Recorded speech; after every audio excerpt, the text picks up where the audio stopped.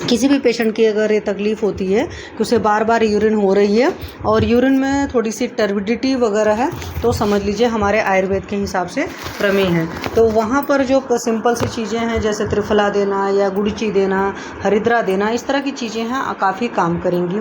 तो क्योंकि हमारे यहाँ जो प्रमेह का है, प्रमेह में मधुमेह एक टाइप है, डायबिटीज़ मेलाइटिस जो मॉडर्न वाला है वो और मधुमेह लगभग सिमिलर हैं, लेकिन प्रमेह से नहीं कर सकते क्योंकि प्रमेह के बहुत सारे टाइप हैं। तो ये जो देखते हो प्रभूत मूत्रता, आविल मूत्रता, ये आपको बहुत सारी पेशेंट्स में मिलेगा। मीन्स जहाँ पर भी आम की कंडीशन रहेगी वहाँ पर भी प्रभूत मूत्रता का मिलेगा। अभी जैसे मेरे पास ही कल एक केस आया था, उसमें पेशेंट की तकलीफ थी कि जब तक सुबह वो ब्रेकफास्ट नहीं कर लेती तब तक उसको बहुत बार यूरिनेशन होता है। या पहले मैंने कई सारे पेशेंट्स देखे हैं जो पहले के हैं कि जिनको मैं पूछती हूँ शुगर वगैरह नहीं है मॉडर्न के हिसाब से अगर पैरामीटर से चलें, बट वो रात में कई बार उठते हैं यूरिनेशन के लिए। या जहाँ पर भी अग्निमांद की रहता है, सिर्फ ऐसा नहीं कि एडल्ट के लिए साथ में ये प्रॉब्लम आती है, बच्चे जो होते हैं बच्चों के साथ भी हुआ है कई बार। इस तरह के छोटे बच्चे पेशेंट रहे हैं, मतलब बिलो 10-15 वाले, उनको भी बहुत बार यूरिनेशन की प्रॉब्लम रही है। या बेड वेटिंग वगैरह वाली भी साथ में प्रॉब्लम रही, साथ में ये चीज़ भी। तो वहाँ पर मेनली अग्निमांद को जब हमने ट्रीट कराया है तो पेशेंट को आराम आ गया है। तो प्रमेह का एक कार्डिनल सिम्टम जो है आप प्रभूत मूत्रता, प्रभूत मतलब ज़्यादा, आविल मूत्रता मतलब गंदा सा यूरिन आता है, ठीक है। तो जो उसकी ट्रांसपेरेंसी रहती है या क्लियर यूरिन होनी चाहिए, वो क्लियरिटी नहीं रह पाती है, ये आता है। और ये हमारा जो दे रखा है ये वाग्भट जी ने दिया है, तो ये बात आपको याद रखना चाहिए। अदरवाइज़ यूरिन के जो भी ट्रबल वगैरह होते हैं, सिंपल सी बात है, आपका मेटाबॉलिज्म डिसऑर्डर है, या आयुर्वेद के हिसाब से सोचोगे तो अग्निमांद की वजह से सारी चीज़ें होती हैं। हम वैसे भी हमारा आयुर्वेद मानता है कि सब कुछ हमारे पाचन विकृति या ग्रहणी दृष्टि की वजह से ही होता है, ठीक है। तो एक चीज़ तो यहाँ पर यो है। और इसके हेतु वगैरह की सारी बात करोगे तो आज भी डेट में आपके पास दो तरह के डायबिटीज़ के पेशेंट या मधुमेह के पेशेंट या प्रमेह के पेशेंट मिलते हैं। खास करके मधुमेह की मैं बात करूँगी तो एक सहज होता है, एक बाद में होता है। जैसे जो लोग के उल्टा खान पान के तरीके होते हैं उनको होता है, और एक फैमिली हिस्ट्री चलता रहता है, वही फादर को था तो बच्चों को हुआ है, मदर को था तो हुआ है। तो उस हिसाब से अगर आप कहेंगे तो आपके पास सहज प्रमेह होता है, हेरिडिटरी डिसीजेस, फूलज प्रमेह होता है, फैमिलियल होता है, और अपत्य निमित्तस होता है, मतलब कि खान पान के उल्टे तरीके से होता है। और प्रमेह के अगर वर्णन की बात करो तो चरक संहिता में चिकित्सा स्थान में 6वां जो चैप्टर है वो है, लेकिन निदान में भी दे रखा है। निदान में 4th चैप्टर है, क्योंकि चिकित्सा में इसलिए फ़र्क आता है 6 चैप्टर, क्योंकि चिकित्सा में पहले रसायन वाजीकरण है, निदान में तो ऐसा है नहीं, उन्होंने ज्वर से ही शुरू किया है, ज्वर है पहला, रक्त पित्त फिर इस तरीके से है। तो वहाँ पर है सुश्रुत जी ने प्रमेह निदान चैप्टर किया, और चिकित्सा स्थान में इन्होंने 3 चैप्टर दे रखे हैं। हमारे चरक जी ने तो प्रमेह पर 1 ही चैप्टर दे रखा है, पर सुश्रुत जी ने देखोगे 11वां चैप्टर आपका प्रमेह चिकित्सा है, 12वां जो प्रमेह पीड़िका चिकित्सा है, आजकल काफ़ी पेशेंट इसके आते हैं, और मधुमेह चिकित्सा के रूप में सुश्रुत जी ने एक अलग पूरा अध्याय ही लिखा हुआ है। तो 13th चैप्टर जो है उसको भी आप लोग पढ़ सकते हो अगर आपके आसपास कोई पेशेंट ऐसा है जो डायबिटीज़ का है, तो उसकी चिकित्सा करने के लिए एक बार, क्योंकि जिस बुक में जिस चीज़ का स्पेसिफिक वर्णन हो तो वहाँ से जरूर पढ़ना चाहिए। फिर वाग्भट जी के निदान स्थान में प्रमेह का 10वां चैप्टर है, और चिकित्सा स्थान में 12वां चैप्टर है, और माधव निदान में भी प्रमेह निदान अध्याय है। तो ये सारी चीज़ें हैं, ये इसमें से कई बार पूछा जाता है। अब एक चरक चिकित्सा 6/4 का एक श्लोक है, ये श्लोक मेरे हिसाब से हर इंसान को याद रखना चाहिए, और बहुत मतलब ईजी सा श्लोक है। बार बार जब आप पढ़ते हो तो आपको याद रखते हो या जानते भी। आस्या सुखम, जो लोग दिन भर बैठे रहते हैं उनको, सेडेंट्री लाइफस्टाइल जिन लोग की भी होती है, आस्या सुखम स्वप्न सुखम। तो बहुत सारे लोग होते हैं सेडेंट्री लाइफस्टाइल होती है, कोई काम नहीं करे रहना है, दिन भर बिस्तर पर बैठे रहना है, या आज की डेट में ऑफिस वाला जॉब भी इसी तरह के सिस्टम में आता है।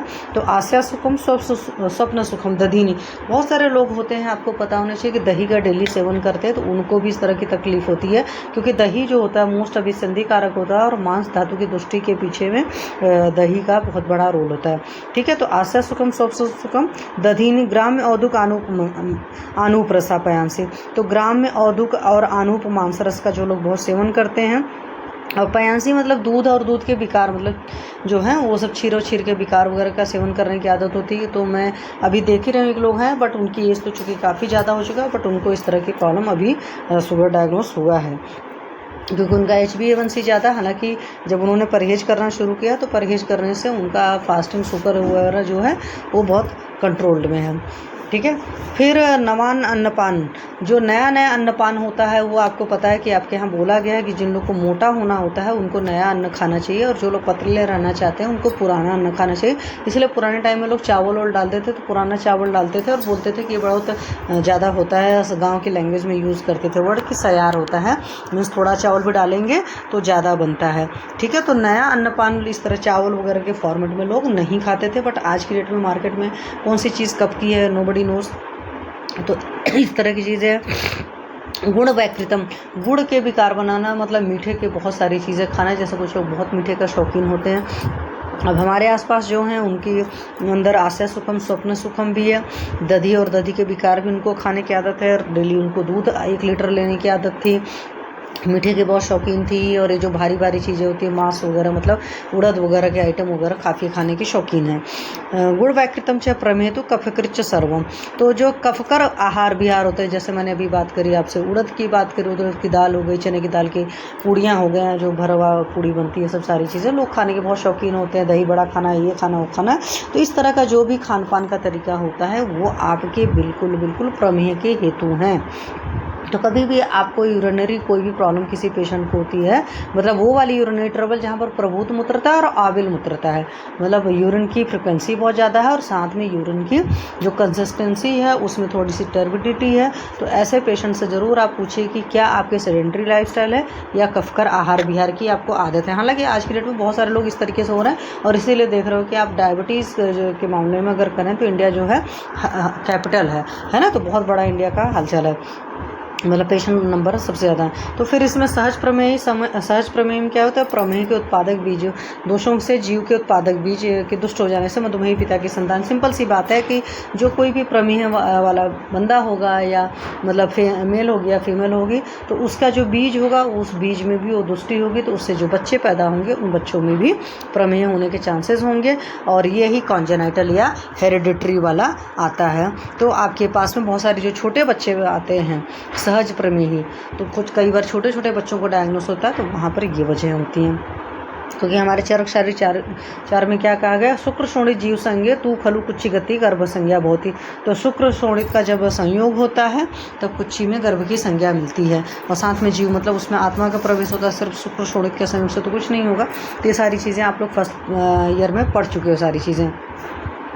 साथ में ये चीज़ है कि आपको मालूम है जब शुक्र शोणित का संयोग होता है तो आज की डेट में देखो वो चीज़ गर्भाधान संस्कार करे जाते हैं या बीज संस्कार वगैरह होते हैं, तो इसीलिए किए जाते हैं कि अगर बीज में कोई भी दुष्टि है, चाहे शुक्र में दुष्टि है चाहे आर्तों में दुष्टि है, तो अगर बीजधान संस्कार किया जाता है, गर्भाधान संस्कार वगैरह से पहले बीजों की दुष्टि को शुद्धिकरण किया जाता है, तो उसके बाद में क्या जो होता है बीज ठीक हो जाते हैं। अदरवाइज़ क्या होता है कि जिस बीज के जिस पार्ट में जो डिफेक्ट होगा, मतलब जिस ऑर्गन की कॉरस्पॉन्डिंग डिफेक्ट होगा, जब बच्चा बड़ा हो जाएगा तो उसके अंदर वो प्रॉब्लम आएगी। जैसे आप लोग पढ़ते हो ना कि मातृज भाव, पितृज भाव, आत्मा, सत्य, सतज, रसज, इस तरह के जो आपने भाव पढ़े हैं, तो जिस भाव में जो तकलीफ हो गया है, जिसको जो बीमारी हो ही रहती है, तो हमें समझ लेनी चाहिए उसके उस भाव में तकलीफ है। ठीक है, जैसे पाइल्स वाइल्स की मैं बात करूँ तो पाइल्स वगैरह मदर से आती है। अगर बाल ओल की आप बात करें तो बाल वगैरह जो होते हैं आपको पता है कि ये पितृज विकार में आते हैं, हड्डियाँ उड्डियाँ इस तरह की सारी चीज़ें हैं। तो ये सब आपको मैंने शेयर कर दिया। अब उसके बाद क्या होता है कि जैसे छोटा बच्चा होता है जो सहज प्रमेय वाला था, जहाँ पर बीज दुष्टि की वजह से उसको हुआ, तो बहुत कम एज में ही प्रॉब्लम आ जाएगी। तो कई बार हो सकता है 8-10 साल के बच्चे के अंदर भी इस तरह की तकलीफ हो, तो आपको देखने को मिलेगा। और हमेशा सहज प्रमेय जो होता है, असाध्य होता है, उनको सिंपली आपको क्या कराना है, उनको आप डाइट कराइए, उनकी लाइफस्टाइल कराइए। हालांकि यहाँ पर आप ये चीज़ भी कर सकते हो कि आपको पता है कि जब हमारे मतलब गर्भाधान टाइम में मतलब क्या कर सकते हो, एम्ब्रियोनिक एज में या जिस टाइम में जो आपके 9 महीने हैं, जिस टाइम में ब्रिक बनता है, ब्रिक है, ब्लैडर है, पैंक्रियाज है, जो भी ऑर्गन जितने रिस्पॉन्सिबल हैं इन सारी चीज़ों के लिए, वो ऑर्गन किस किस महीने में बनते हैं उसके काढ़े अगर दे दिया जाता है तो भी हम उम्मीद कर सकते हैं कि ठीक हो जाए। क्योंकि मासानुमासिक जो विकार वाले काढ़े हैं, जिस महीने जो तकलीफ़ होती है उस हिसाब से उसको यूज़ किया जा सकता है। जैसे मान लो किसी पेशेंट को हार्ट की तकलीफ़ हो रही है, तो अगर आप देखेंगे तो चौथे महीने में हृदय का बनता है और कहीं कहीं पर पंचमें मना बुद्धि है, इस तरीके से। तो आप 4th और 5th मंथ का अगर काढ़ा दे देंगे तो ऐसे पेशेंट को हार्ट डिसीज़ में बहुत जल्दी आराम आएगा। क्योंकि ये मानकर चलता है ऑर्गन के अंदर की मेमोरी होती है कि हमको उस टाइम में वो चीज़ नहीं मिली थी, तो बाद में अगर उस तरह की चीज़ें मिल जाती हैं तो वो ठीक होना शुरू करता है। मतलब ये भी एक चांसेस है। चांसेस हैं, मतलब समीर जमदग्नि सर ने इसको यूज़ किया हुआ है। तो आप लोग भी अपने पेशेंट के केस में इस चीज़ को यूज़ करिएगा और मुझे बताइएगा। अब कफज प्रमेय अपने में पक्का सी बात है कि जो भी खान पान रहेंगे वो कफकर आहार विहार रहेगा, और कफकर आहार विहार जो होगा बस्ती प्रदेश में जाकर के मेद मांस और क्लेद का जलियांश को दूषित करके 10 प्रकार के प्रमेय को उत्पन्न करेगा। उसी तरीके से पित्तज में होगा, पित्तज पक्का सी बात है उष्ण आहार विहार होगा, और वही पित्त मेद मांस और क्लेद को इनके जलियांश को दूषित करेगा। तो 6 तरह के पित्तज को करेगा। आपको कफज का पता है कि साध्य होता है, पित्तज आप होता है और वातज असाध्य होता है। और कफ पित्त के क्षण होने पर वात धातुओं का कर्षण करेगा, दूषण करेगा और वातिक प्रमोद उत्पन्न करता है। वातज वाला इसलिए भी असाध्य होता है ना कि उसमें बहुत ज़्यादा तेजी से क्षरण होता है, पेशेंट बहुत लीन एंड थील हो जाता है, मांस बल हर चीज़ की मतलब एक तरीके से छींड़ता बहुत ज़्यादा, ओज का क्षरण हो जाता है, इसलिए वात वाला असाध्य होता है। हालांकि अभी आपके साध्यता असाध्यता आगे बढ़ोगे तो उसमें यह है कि कफ वाले में क्या हो जाता है कि सेम टाइप का दोष और दुष्य हो जाता है, और दोनों के लिए ट्रीटमेंट एक जैसी चीज़ें अप्लीकेबल होती हैं, सो साध्य होता है। पित्त वाले में थोड़ा सा उल्टा पुल्टा होता है तो याप हो जाता है, वातज का टोटल ही उल्टा पुल्टा हो जाता है, इसलिए असाध्य हो जाता है, जो मैं सिंपल वर्ड में बात करूं। अदरवाइज संप्राप्ति घटक में क्या होता है, सामान्यतः द्विदोष होगा, उसमें विशेषतः कफ रहेगा। दुष्य में आपकी जो 7 धातुएं हैं उस धातु में अस्थि को छोड़ करके आप अपनी 6 धातुओं को ले लीजिएगा। तो रस, रक्त, मांस, मेद, अस्थि नहीं आएगी, मज्जा आएगा और शुक्र आएगा। उसके अलावा ओज है, और ओज के अलावा जल, वसा और लसिका है। तो मतलब 7 ये करोगे और साथ में आपका जल, वसा और लसिका हो जाएगा और ओज।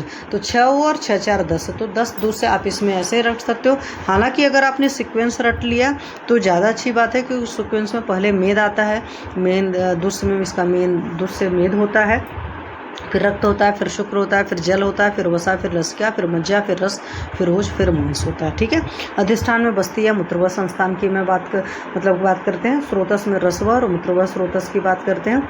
तो वहाँ से चलता है। चिकित्सा में भी बहुत पाचक वगैरह भी यहाँ से रसपाचक भी आप दे सकते हैं। मूत्रवा स्रोतस में वृक्कर, वपा, वहन, तो यहाँ से मेदोपाचक वगैरह, हालांकि मेन तो दूध से होता ही है मेदो, तो मेदोपाचक भी दिया जाता है। ठीक है। और रोज का चूँकि प्रमुख रूप से क्षरण हो जाता है, इसलिए डायबिटिक के पेशेंट लॉन्ग टर्म में जो भी आप देखते हो तो वो बहुत लीन एंड थीन हो जाते हैं, या अंदर से बड़े, जो दिखते भी बाहर से मोटे हैं अंदर से बड़े कमजोर से हो जाते हैं। प्रमेह जो होता है मेनली कफ प्रधान व्याधि है। कफ कर आहार विहार के बाहुल्य से कफ दोष के वृद्धि पूर्वक सर्वप्रथम पहले क्या होगा, उल्टा पुल्टा जब कफ कर आहार विहार खाएंगे तो उससे मंदाग्नि होगी। तो मंदाग्नि होने से क्या होगा, आम उत्पत्ति होगी। आम उत्पत्ति होने से आम जब भी कहीं उत्पन्न होता है, मंदाग्नि होती है, तो उससे मार्गावरण होता है। और मार्गावरण होने की वजह से, क्योंकि कफ है तो मान लो एक जगह इकट्ठा हुआ तो रास्ता उसने चैनल को ब्लॉक किया, तो चैनल को जब ब्लॉक किया तो वात दोष को बढ़ाएगा, और वात दोष के साथ बढ़ने से फिर क्या होगा, धात्वग्नि और मंद हो जाएगी, तो उससे मेदो वृद्धि हो जाती है, और मेदे वृद्धि होकर के फिर से मार्गावरण होकर के वात दोष प्रकपित हो जाता है। तो द्विविध वात वृद्धि होती है, परंपराया मेद क्लेद दोष को दूषित करके मूत्र और स्रोतस की ओर प्रवर्तित करती है, बस्ती मुख में जा करके स्थान संचरण करते हुए मेद क्लेद दोष का अधिकाधिक निष्क्रमण करते हुए मधुमेह रोग को उत्पन्न करती है। सिंपल लैंग्वेज में अगर आप इसको समझना चाहते हो तो आप ऐसे समझ सकते हैं कि क्योंकि आस्या सुखम सब सुखम था, ग्राम्य उद्योग मान सर, ये सब सारी चीज़ें था, मतलब जितना जब कुछ भी था, आहार विहार, कफकार आहार विहार खाएंगे तो कफकार आहार विहार से क्या हो जाएगा, आम की उत्पत्ति होगी। आम अग्निमांद होगा, अग्निमांद से आम की उत्पत्ति होगी, और आम की जब उत्पत्ति होगी तो उससे मार्गावरण होगा, मार्गावरण होने से वात का प्रकोप होता है। फिर क्या होता है कि इस मार्गावरण होने में ऐसा कई बार होता है कि मेद ज़्यादा हो जाएगा, तो उसकी वजह से और ज़्यादा वात की उत्पत्ति होगी, क्योंकि और जितना ज़्यादा मार्ग का आवरण होगा, या सिंपल सी बात है कहीं पर भी चैनल ब्लॉक होता है तो वात को जो चलना था वो सही तरीके से सीधे तरीके से चल नहीं पाता है। तो जब वात सीधे तरीके से चल नहीं पाता है तो वो इधर उधर उल्टा पुल्टा चलेगा, तो उससे वात का बहुत प्रकोप होगा, तो प्रॉब्लम करेगा। या सिंपल और लैंग्वेज में समझना चाहते हो तो यूरिन वगैरह का जो फ्लो होना चाहिए था वो प्रॉपरली फ्लो नहीं हो पाएगा, वहाँ इकट्ठा होगा तो गंदला भी होना शुरू करेगा, और जब बार बार निकलना शुरू करे, पहले कचड़ा बना, अग्निमांद हुआ, तो इस तरीके से उत्पत्ति होकर के प्रॉब्लम आएगी, मतलब आपका प्रमेह हो जाएगा। फिर करते हैं इसमें सिंपल लैंग्वेज में समझो तो अतिगुरु स्निग्ध आहार विहार होंगे, उससे कफ बढ़ेगा, कफ से क्या होगी, मंदाग्नि होगी, मंदाग्नि से आम की उत्पत्ति होगी, आम की उत्पत्ति से मार्गावरण होगा, मार्गावरण से वात बढ़ेगा, वात फिर बस्ती मुख में जाकर स्थान संश्रय करेगा, तो मेद क्लेद दोष का बहिर्गमन इससे हो जाएगा, तो उससे मधुमेह हो जाएगा। अब मेद जो बॉडी के अंदर रहना चाहिए था वो उस मेद का बहिर्गमन हो रहा है, मतलब जो ओरिजिनल चीज़ें थी सही वो बाहर निकलेंगी, ओज निकलेगा, क्लेद जिस बार में, हालांकि क्लेद यहाँ पर ज़्यादा बढ़ जाता तो हम निकालते भी हैं, पर ये जो क्लेद निकल रहा है एक तरीके से समझ लो ये दूषित क्लेद हो जा रहा है ना। एक सही तरीके से बनना और चीज़ें खराब बनने से एक तरफ इससे होता है, दूसरा क्या होता है मंदाग्नि से डायरेक्ट मेदो धातु अग्नि दोष हो जाता है। तो मेदो धातु अग्नि दोष से आपका क्या हो जाता है मार्गावरण हो जाता है और उससे बात बढ़ता है, फिर वो भी मेद क्लेद और अपरोच को लेकर के मूत्र व स्रोतस के थ्रू बाहर निकलना शुरू करता है, जिसकी वजह से मधुमेह की वजह बनती है। ठीक है, पूर्व रूप में दंत तालु गले में जीवा की मलाढ़ता। तो ये क्यों जरूरी है कि जब कभी आपके पास ऐसे पेशेंट आते हैं जिनका दांत है, तालू है, गला है और जिह्वा में है कोटेड टंग मिल रही है, टंग भी कोटेड है, दांत भी बहुत साफ नहीं दिख रहे हैं, तो वहाँ पर सारी जगह में आप ज़रूर पेशेंट को डायबिटीज़ अपनी तरफ से डायग्नोस करिए, पेशेंट को मत बताइए। मतलब उसकी टंग भी कोटेड है, गले में भी हमेशा जैसे लगेगा ना कि कफ भरा भरा है, तालू में प्रॉब्लम हो रही है, दांत में भी बहुत क्लियर एकदम साफ नहीं दिख रहे हैं। तो दंताड़ीनाम मलाढ़्यत्वम जो होता है ये बहुत कार्डिनल सिम्टम है, तो इसको याद रखिए। दाह पाड़ी पादयो, तो हस्तपाद दाह जो होता है डायबिटीज़ का पूर्व रूप होता है या प्रमेह का पूर्व रूप है, आप इस तरीके से याद रखें। तो इस तरह के पेशेंट्स आते हैं जो आजकल कंप्लेन करते हैं, तो वहाँ पर मेनली आपको करना क्या होता है, एक तो अग्निमांद की चिकित्सा करनी होती है और दूसरा आप वहाँ पर कोई भी चंदन नादि तेल वगैरह ये सब सारी चीज़ें आप पेशेंट को बोल सकते हैं कि आप इसका उससे मालिश वालिश करिए तो उससे आराम आ जाएगा। हिना का लेप वगैरह लगवा सकते हैं जैसे सिंपल में, लेकिन आप ये समझिए कि डायबिटिक न्यूरोपैथी में भी ये चीज़ें होती हैं और शुरुआत में भी होता है। चिक्कड़ता देह, पूरे शरीर में एक चिकनापन रहेगा, जैसे पहले पेशेंट की मान लो ड्राई स्किन रह रही थी तो अभी ड्राई स्किन अगर ख़त्म हो गई है तो वो भी वजह है। फिर तृष्णा, बहुत ज़्यादा प्यास लगती है, ये सारी चीज़ें आप लोग को पता ही हैं। फिर उसके अलावा मुक्का मीठा प्रतीत होता है, तो वैसे पेशेंट का जो मुंह होता है वो मीठा लगता है, स्वादु हास्यम। और सुश्रुत ने मूत्र की मधुरता को बोलता है, मधुर शुक्ल मूत्रता जो होता है ग्लाइसूरिया की कंडीशन, वो भी पूर्व रूप में काउंट किया है। और चरक जी ने बोला चींटियाँ जो लगती हैं मूत्र पर, वो उन्होंने पूर्व रूप में काउंट किया। क्यों है, जब एग्जाम में क्वेश्चन आएगा तो आपके दिमाग में रहेगा कि ये तो रूप में है, रूप में नहीं है, पूर्व रूप में है। तो पीछे एंट्रेंस एग्जामिनेशन वगैरह के हिसाब से क्वेश्चन पूछा जा सकता है या वाइवा के हिसाब से पूछा जा सकता है, क्योंकि कई बार क्या होता है कि अगर बार बार सुने नहीं रहते हो, सिर्फ किताब में पढ़े हो तो चीज़ें भूल भी जाती हैं।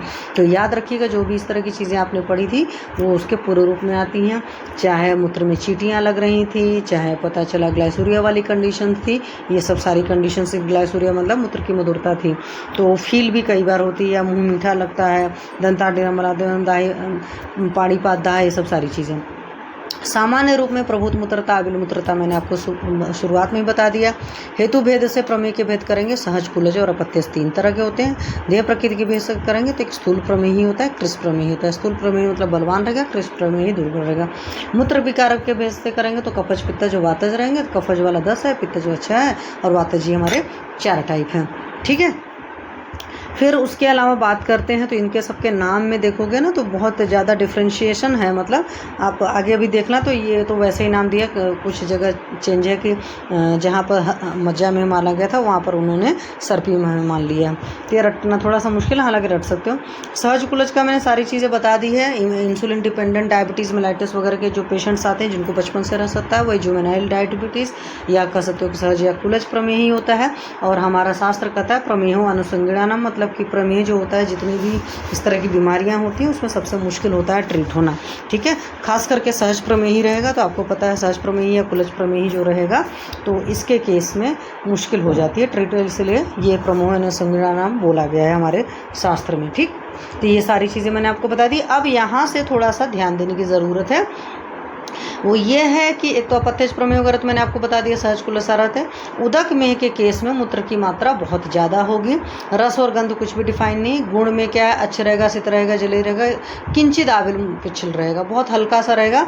और इसको तुलना करते हैं डायबिटीज़ इंसिपिडस से, और डायबिटीज़ इंसिपिडस से अगर आपको याद होगा तो किडनी के ऊपर जो एडीएच ग्लैंड है जो है वहाँ से इसका आता है। तो इस तरह के पेशेंट भी, अभी जैसे मैंने कल ही एक पेशेंट देखा उसको उदक में की तकलीफ़ है। हालांकि यहाँ पर जब ये टर्बिडिटी की बात होती है कि प्रभुत मूत्रता, आबिल मूत्रता, कोशिश करिए अपने आयुर्वेद वाला टेस्ट करने का, तो वो ज़्यादा रिलायबल है, मार्केट में ये चीज़ें कम मिल पाती हैं।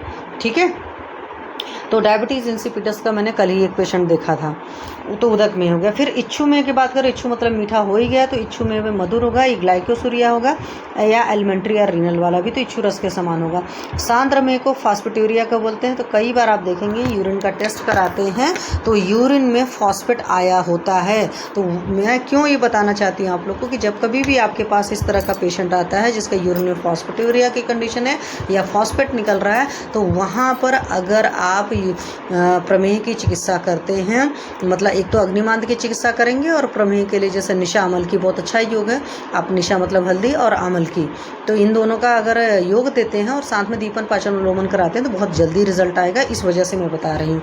तो वहाँ पर पेशेंट आता है, अब जैसे मैं कल कैंप एक रखा था मैंने, उस कैंप में जितने पेशेंट आए थे मेजॉरिटी पेशेंट अपनी रिपोर्ट के साथ लेकर आए थे। मेरी रिपोर्ट में ये आ गया तो अंदर से मेरी बड़ी तेज गुस्सा आ गई थी, क्योंकि भाई रिपोर्ट देखना नहीं, आपकी हमें परेशानी समझनी होती है।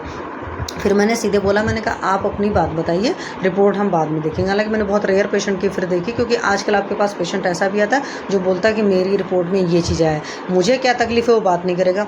हालांकि कई सारे पेशेंट्स ने बोला कि मेरा ठीक ठाक सा है, रिपोर्ट का उन्हें कुछ ही था, कोलेस्ट्रॉल ज़्यादा है, ये ज़्यादा वो ज़्यादा है, अब मतलब बहुत ज़्यादा नहीं था। लेकिन जब मैंने नब्ज़ देखी तो नब्ज़ उनकी वाकई बता रही थी बहुत क्रॉनिक बीमारियाँ, उनको काफ़ी लंबे टाइम से अग्निमांद वगैरह था। ठीक है, तो फॉस्फेट के केस में याद रखिएगा, क्योंकि कई बार इस तरह के पेशेंट्स आते हैं। फिर सुरामेय की बात करें, एसिटिनोरिया, तो कई बार यूरिन में एसीटोन वगैरह भी आता है या यूरिन में फ्रूटी सी स्मेल आती है, तो वहाँ पर भी आप निशामल की वगैरह दोगे तो अच्छा रिजल्ट देगा। उसी तरह पिस्टमेय में हैवी फॉस्फेटूरिया होगा, इसमें ज़्यादा अमाउंट में निकलेगा, मतलब फॉस्फेट का अमाउंट होगा। फिर शुक्र में स्पर्मेचूरिया के भी पेशेंट भी कभी कभी आते हैं, इनफर्टिलिटी वगैरह के पेशेंट्स में। आवाज ब्रेक कर रही थी, अभी ठीक है। अच्छा, वो नेटवर्क इशू होगा, हो सकता है। ठीक है, फिर पिस्ट में बताया मैंने, शुक्र में स्पर्मेचूरिया वगैरह के भी पेशेंट आते हैं कि यूरिन के साथ ही स्पर्म निकलता है, तो वहाँ पर भी आप कुछ न कुछ दीजिए।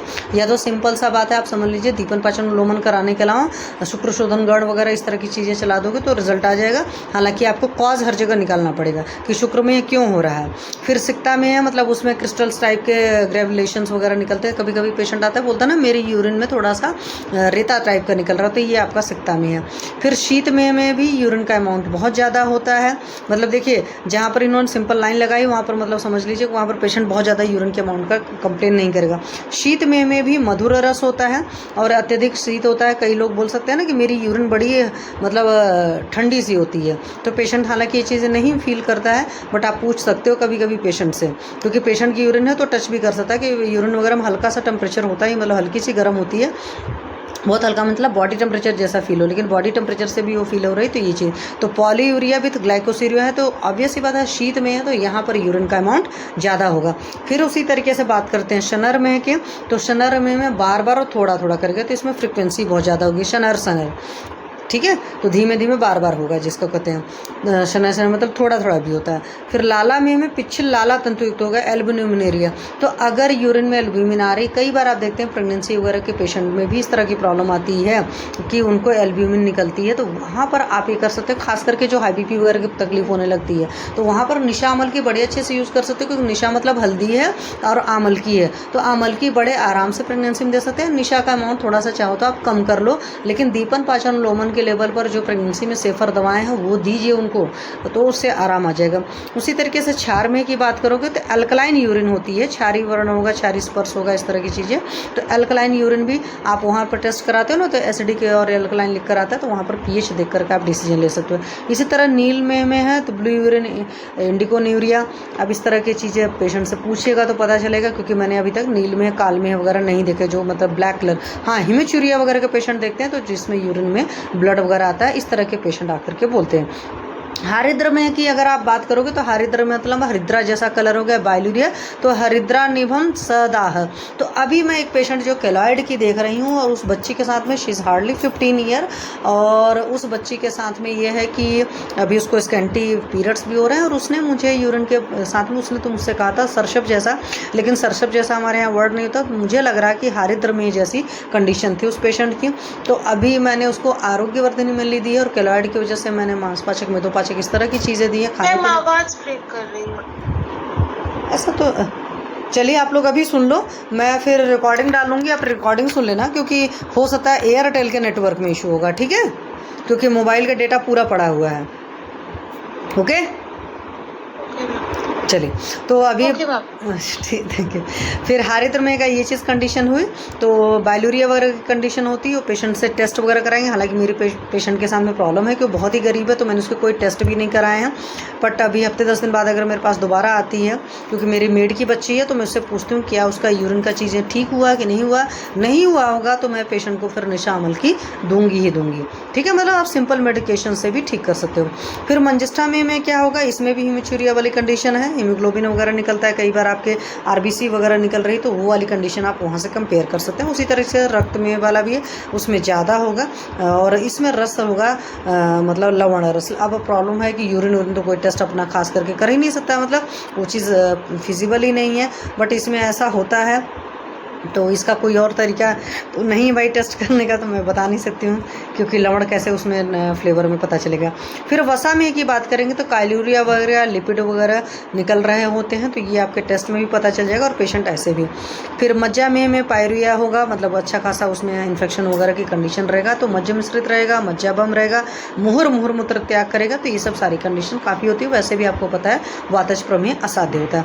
फिर हस्ती में होगा तो इसमें पॉलीयूरिया विथ इनकॉन्टिनेंस होगा, मतलब बिल्कुल भी रोक नहीं पाएगा और बहुत ज़्यादा होगा। ठीक है, तो लसिकायुक्त विबद्ध निरंतर मूत्र त्याग होता रहता है, जैसे हाथी यूरिनेट करता है उस तरीके से इंसान यूरिनेट करता है, तो ये कंडीशन ख़राब होती है। तो इस तरह के पेशेंट मैंने नहीं देखे, मैं आपको फ्रैंकली बता दूं। छौद्र में मतलब मधुर कषाय, छौद्र मतलब आपकी हनी होती, तो हनी के जैसा मधुर होगा, तो इसमें डायबिटिक ग्लाइकोसूरिया है। ठीक है, क्योंकि यूरिन के केस में क्या होता है, पेशेंट से सिर्फ आप पूछ लेते हो, और बिल्कुल लेटर स्टेज के अगर आपने पेशेंट देखे हो डायबिटीज़ वाले, डायबिटीज़ मेलाइटिस वाले, तो वहाँ इस तरह की चीज़ें मिल सकती हैं। अब उपद्रव में क्या क्या हो सकता है, उपद्रव में जो कफज प्रमेही होता है उसमें अभिपाक होती है, अरुचि होती है, छर्दी, निद्रा, कास और पीनस। अगर इस तरह की चीज़ें दिख रही हैं तो समझ लीजिए असाध्य अवस्था में जा रहा है। उसी तरीके से पित्तज प्रमेय में बस्ती प्रदेश, अवशिष्ण नाल में तोद होगा, अंडकोश में अवतरण होगा, ज्वर, दाह, तृष्णा, अम्लिका, मूर्छा, बिड भेद, बस्ती तथा विशिष्ण प्रदेश में पीड़ा, ज्वर तथा दाह होगा, और मूत्र प्रदेश में शोथ भी हो सकता है। और वातज वालों में उदावर्त हो सकता है, मतलब बेल्चिंग बहुत ज़्यादा डकार पेशेंट को आ रही होगी, कंप होगा, हृदय होगा, कार्डियोपैथी, पैल्पिटेशन वगैरह इस तरह की चीज़ें बोल सकते हैं। शूल हो सकता है, निद्रा नाश हो सकता है, शोथ होगा, कास और श्वास होगा। और सब में अगर प्रमेह पीड़िका हो जाती है तो खास करके ये चीज़ भी आपकी असाध्य अवस्था में काउंट होती है। इस बात को अच्छी तरीके से समझ लीजिएगा। तो प्रमेह पीड़िकाएँ प्रमेह में हमेशा उपद्रव होती हैं। तो प्रमेह की पीड़िका की यहाँ पर इन्होंने ज़्यादा नहीं किया है, क्यों? क्योंकि आप जब शल्य विज्ञान में अपना सर्जरी में पढ़ते हो तो वहाँ ये टॉपिक पढ़ते हो, तो यहाँ इन्होंने सिर्फ रामहरि संघ सर ने बुक सिर्फ उनके नाम दे रखे हैं। तो जिस हिसाब के उनमें प्रमेह पीड़िकाओं में लक्षण होंगे उनको हम मान लेंगे उसी तरीके से, उस वाले मतलब कफज वाली है कि पित्तज वाली है कि वातज वाली है, उस तरह की प्रमेह पीड़िका है, और उसी हिसाब से ट्रीटमेंट भी किया जाता है। तो इन्होंने बोल दिया कि वहाँ पर धन्वंतरी का रोगाधिकार है, तो मतलब सुश्रुत वाले सिस्टम से चलेगा। तो यहाँ पर क्या होता है, प्रमेह रोग की चिकित्सा उपेक्षा करने से संधि मर्म तथा मांसल भागों में इस तरह की पीड़िकाएँ होंगी, तो शराबिका, कच्छपकिया, जालनी, बिनता, अलजी, मसूरिका, इस तरह की सारी चीज़ें हैं। और साथ में सरसपकिया, पुत्रणी, बिदारिका और बिद्रदी है। ठीक है, तो इनके नाम आते हैं। चरक ने कितने माने, सुश्रुत ने कितने माने, वाग्भट ने कितने माने। तो चरक जी ने हमारे 6 से चरक, साथ ही माने, हमारे सुश्रुत जी ने 10 माने वाग्भट की तरह। तो इनके नाम जरूर रटना है, और कई बार इनके दोष वगैरह जो होते हैं वो पूछे जाते हैं, और वो आपके सर्जरी में अच्छे से आप लोग जरूर इसको पढ़ लीजिएगा। साध्यता असाध्यता में ये बस सिंपल सा मैं आपको ये बता दूं कि जब कोई भी रोग अवेलेबल रहता है और साथ में उसका पूर्व रूप भी अवेलेबल रहता है, मतलब रूप भी है और पूर्व रूप भी एक साथ प्रेजेंट है, तो पक्का सी बात है वो बीमारी असाध्य हो जाती है, और प्रमेह के साथ में खास करके ऐसा है। ठीक है, और उसके अलावा मैंने आपको पहले ही बता दिया कि कफज वाला साध्य होता है, पित्तज वाला याप्य होता है, और हमारा वातज जी असाध्य होते हैं। तो उसके लिए बोला गया ज्वरे तुल्य ऋतु दोस्तम, तुल्य ऋतु जो होती है तो ज्वर जो होता है साध्य होता है, प्रमेह तुल्य दुष्टता, और प्रमेह जी में तुल्य दुष्टता मतलब एक जैसे दूसरे होते हैं तब जाकर साध्य होता है। और रक्तगुल्म में पुराण तो तुम हर किसी को पता ही, रक्तगुल्म पुराण होने पर चिकित्सा की जाती है सुख साधन, क्योंकि 10वें माते व्यतीत चिकित्सित है, उसके लिए वर्ड यूज़ किया जाता है। तो ये सब सारी चीज़ें, तो वहाँ पर वो बोलते हैं कि कफ वाले में एक जैसा मेद है, तो दोनों की क्वालिटीज़ एक जैसी होती है, तो जब कोई ट्रीटमेंट करते हो तो कफ और मेद दोनों पर काम करता है, इसलिए वो साध्य होता है। तो इस चीज़ को आप लोग पढ़ लीजिएगा कि इनका क्यों होता है। तो सिंपल लैंग्वेज में आपको समझा दिया। पित्त के साथ में अगर आप देखोगे, पित्त और इसमें मेद में देखोगे तो थोड़ा सा फर्क होता है, इसलिए विषम क्रियत्वात हो जाता है। फिर वात के केस में जस्ट पूरा ही उल्टा पुल्टा हो जाता है, तो यहाँ से असाध्य का समझना चाहिए। और सहज वाला असाध्य होता ही है। उसके अलावा यहाँ पर भी साथ साथ इन्होंने लिखा हुआ है कि वातिक मेह में धातु का जितनी तीव्रता से विनाश होता है उतनी पूर्ति के लिए, उसकी पूर्ति के लिए उतनी, मतलब उसमें क्षरण बहुत तेज़ी से हो रहा है, बल का, मांस का हर जगह का क्षरण हो रही है, तो उतनी तेज़ी से हुआ, उतनी ईजिली वर्क करने वाली, उतनी जल्दी जल्दी काम करने वाली दवाएँ आपके पास अवेलेबल नहीं होती है, वो इसलिए वातजी वाले असाध्य होते हैं। ठीक है। और कफज वाले में बोलता है कि उसमें दुष्ट और समान प्रकृति रहने से अत्यंत कठिन स्वरूप वाला तो आपका वात वाला रहता है, और कफ वाला देखोगे साफ साफ होता है, मतलब न चतुर्य गुण दोष। और एक चीज़ और यहाँ पर है कि प्रमेह के केस में ही इकलौता ऐसा है कि जब दोष और दुष्ट की समानता है तो साध्य है, अदरवाइज मेजॉरिटी जगह बोल देते हैं कि साध्य है, क्योंकि दोनों ही चीज़ें दूषित हो गए। तो प्रमेह जो होता है हमारा अपवाद होता है, तो आपके पीजी एंट्रेंस एग्जामिनेशन में इसका भी क्वेश्चन पूछा जा सकता है। ठीक है। फिर अब आगे आप और चीज़ें देखोगे, तीव्रता से धातु क्षय हो रहा है, वात शामक चिकित्सा करोगे तो वात शामक कभी भी चिकित्सा की जाती है कहीं पर भी, तो उससे क्या होता है, मेद बढ़ता होता है, तो इसीलिए मैंने कहा था जस्ट रिवर्स हो जाता है, तो इस वजह से प्रॉब्लम आती है, इसलिए वातेज वाला असाध्य होता है। और वातेज वाले को आप सस्टेन वाले सिस्टम पर रख सकते हो। ठीक है। संशोधन कर्म में, यथाकर्म में इसमें संशोधन भी किया जा सकता है, संतर्पण में संशोधन किया जा सकता है। जो कृष्ण प्रमेही रहेंगे उसका नहीं करोगे, उसमें तो आपको संतर्पण कराना पड़ेगा, बट जो आपका स्थूल प्रमेही होता है तो स्थूल प्रमेही को आप संशोधन कर सकते हो। बट कृष्ण या दुर्बल प्रमेह में तो कई बार लोग कहते हैं कि प्रमेह में जो है संशोधन कर्म निषिद्ध है, ऐसा नहीं है। प्रमेह में डिपेंड करेगा आपका स्थूल प्रमेही है कि कृष्ण प्रमेही है। अब डायबिटीज़ के केस में निषेध इसलिए बोलते हैं कि डायबिटीज़ वातज प्रमेह में आता है, तो वहाँ पर मुश्किल होती है। ठीक है। तो स्नेहन पूर्वक संशोधन कराएंगे, कफज में वोमन करा दो, पित्तज में विरेचन करा दोगे, इस तरीके से सारी चीज़ें होती हैं।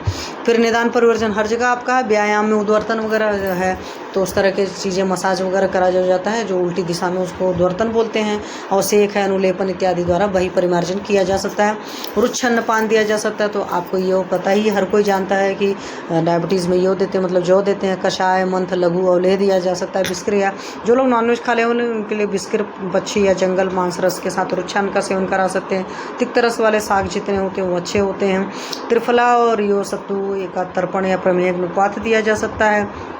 साथ में यह प्रधानस्तु भवत प्रमेही, तो ये पूछा जा सकता है कोटेशन, तो ये कोटेशन आपके चरक जी ने बोला है, यह प्रधानस्तु भवत प्रमेही, मतलब उनको जौ की रोटी, जौ की सारी चीज़ें देने के लिए उन्होंने ज़्यादा बोला हुआ है। अब इसमें अलग अलग तरह के काढ़े हैं, चरक जी ने बोले हैं, तो आप ये अब इतनी बड़ी डायग्नोसिस अगर आप कर सकते हो कि प्रमेह में भी, कफज प्रमेह में भी कौन से टाइप है, तो उस हिसाब से आप देखोगे इन सब के नाम दे रखे, मतलब अलग अलग तरह के काढ़े हैं। तो ये रट्टा मारना पड़ता है, क्योंकि कई बार आपके पीजी एंट्रेंस एग्जामिनेशन में ऐसे आ सकता है, लेकिन मैं आपको यहाँ पर इजी वाला जो है वो आपको बाद में बताती हूँ। फिर उसी तरीके से पित्तज प्रमेह में है। अब यहाँ पर ये देखिए, मंजिष्ठा में मंजिष्ठ चंदन कसाय देना है, हरिद्रा में राजवृक्ष का कसाय देना है, राज्यवृक्ष मोस्ट वाले आरगवत को कहते हैं। नील में सालसार या सुत कषाय दे सकते हो, और क्षार में त्रिफला देते हैं, हालांकि जितने सारे प्रमेय उसमें त्रिफला हर किसी में यूज होता है। काल में नवग्रधादि कषाय होता है, शोणित में गुड़ची, तेंदुकास्ती, काश्मीरी में खरजूर कषाय यूज होता है। वातज प्रमेय में भी जितने भी प्रमेय होंगे आप देख लीजिए, फिर वातोल्बण के हिसाब से चिकित्सा करनी पड़ती है, क्योंकि इटसेल्फ जो है कोई चीज़ असाध्य कही गई, हमारे शास्त्र में असाध्य चीज़ की चिकित्सा नहीं करते हैं, लेकिन वातज में भी वातोल्बण होगा, वात की अधिकता वाला होगा, ये सोच करके ट्रीटमेंट किया जाता है, क्योंकि सिंपल सा कंसेप्ट होता है कि जब तक सांस तब तक आशा वाला कंसेप्ट चलता है। जो भी कषाय बताया गया उन कषायों से सिद्ध किया गया तैल या घृत वातज या वालोल्बण प्रमेह में देना चाहिए। अब यहाँ पर एक चीज़ है, क्वेश्चन आपसे पूछे जा सकते कि वसा में क्या देते हैं, वसा में अग्निमंत कषाय दिया जाता है। मज्जा में अमृता चित्र, कुष्ठ कुटज, पाटा कटुरोहिणी दिया जाता है। हस्ती में हस्ती सुकर, ये सब अस्थित क्षार दिए जाते हैं। और मधुमेह में कदर, खारदर या पुर, ये सब दिया जाता है। उन सब का सिद्ध तैल दीजिए या घृत दीजिए या नमक का प्रयोग करिए। उसी तरीके से वसा में अग्निमंत कषाय, इन्होंने अलग अलग लोगों ने अलग अलग नाम रटे हुए हैं, दिए हुए हैं। मैंने यहाँ से रख सकते हो त्रिकंटकादि घृत है, वो कफवातज प्रमेह में होगा, ये पित्तगत में भी होगा। अब ये जो सामान व्यवस्था पत्र जो हम लोग यूज़ करते हैं वो अपना सोचोगे तो दीपन पाचन लोमन करते हैं, चंद्रप्रभावटी देते हो, गुजरात गुल देते हो, या आपको इसमें संतर्पण कराना या तर्पण कराना, उसे आपसे दवाएँ दी जाती हैं, वसंत कुसुमाकर रस देते हैं, इस तरह की बहुत सारी चीज़ें करते हैं, क्योंकि दिमाग में जैसे असाध्य समझोगे तो फिर प्रॉब्लम आ जाएगी। तो जो लक्षण दिख रहा है उस हिसाब से दे सकते हो। फलत्रिकादि क्वाथ दे सकते हो, आपको पता है लीवर पर बहुत बढ़िया काम करेगा। लुद्रासो दिया जाता है, भल्लतकासो दिया जाता है।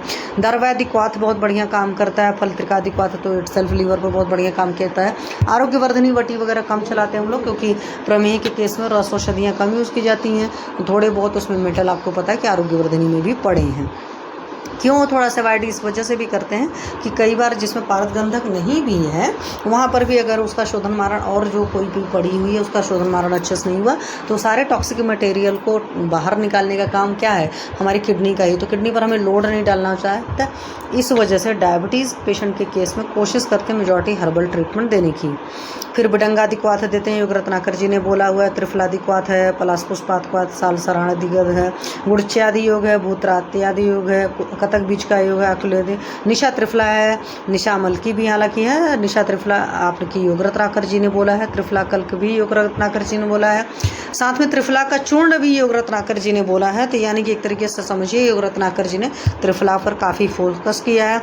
उसके लिए अन्यग्रदादि चूर्ण योग रत्नाकर जी ने बोला हुआ है, मेथी का चूर्ण बोला है। मेथी चूर्ण मॉडर्न वाले भी खिलाते हैं, मतलब आज की डेट में भी लोग मेथी का चूर्ण को बोलते हैं कि मेथी दाना को आप रात में भिगो दीजिए और सुबह फिर निकाल करके उसको स्प्राउट करके फिर दीजिए, तो उससे भी बहुत बढ़िया रिजल्ट आता है, उससे शुगर लेवल डाउन होता है।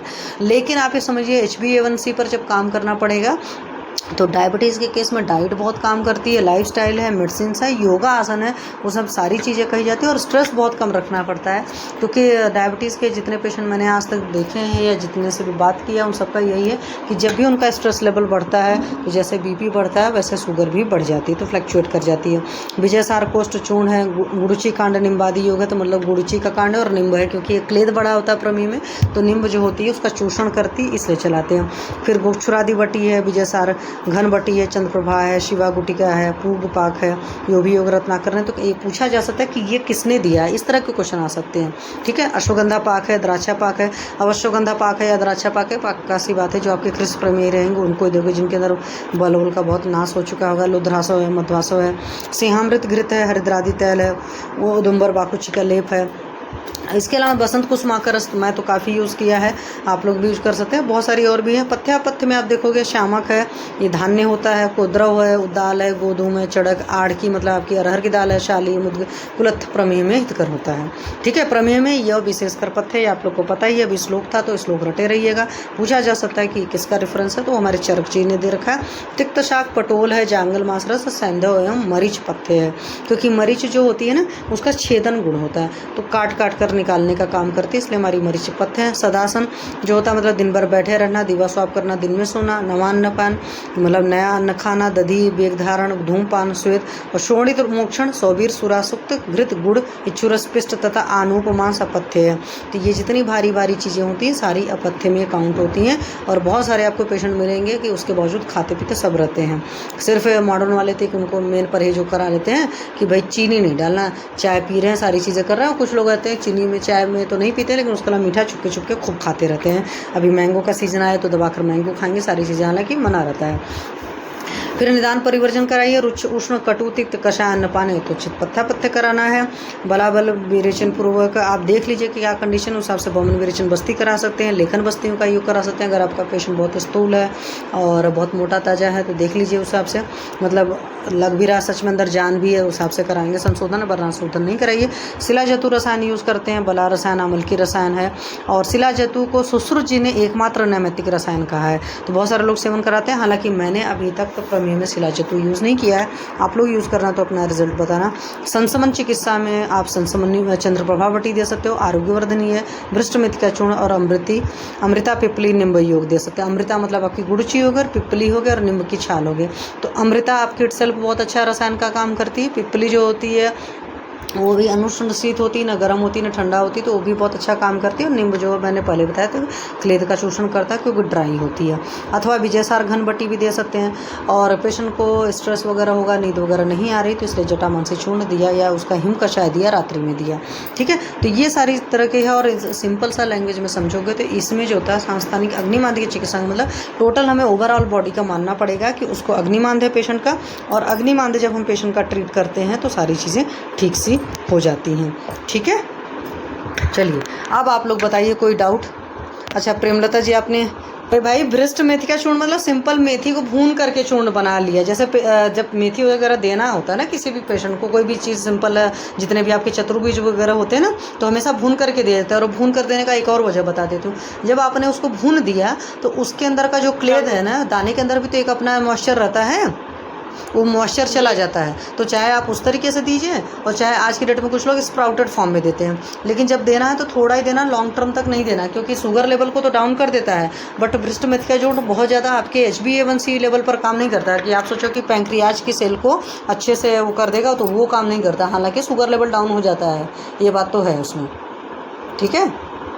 कि आपके पेशेंट का HbA1c इम्प्रूव हो तो उसके लिए डाइट, उसके लिए लाइफस्टाइल, योगासन, सारी चीज़ें करेगा और बहुत ज़्यादा पॉजिटिव रहेगा, तब जाकर HbA1c पर फर्क पड़ता है, ठीक है। ओके।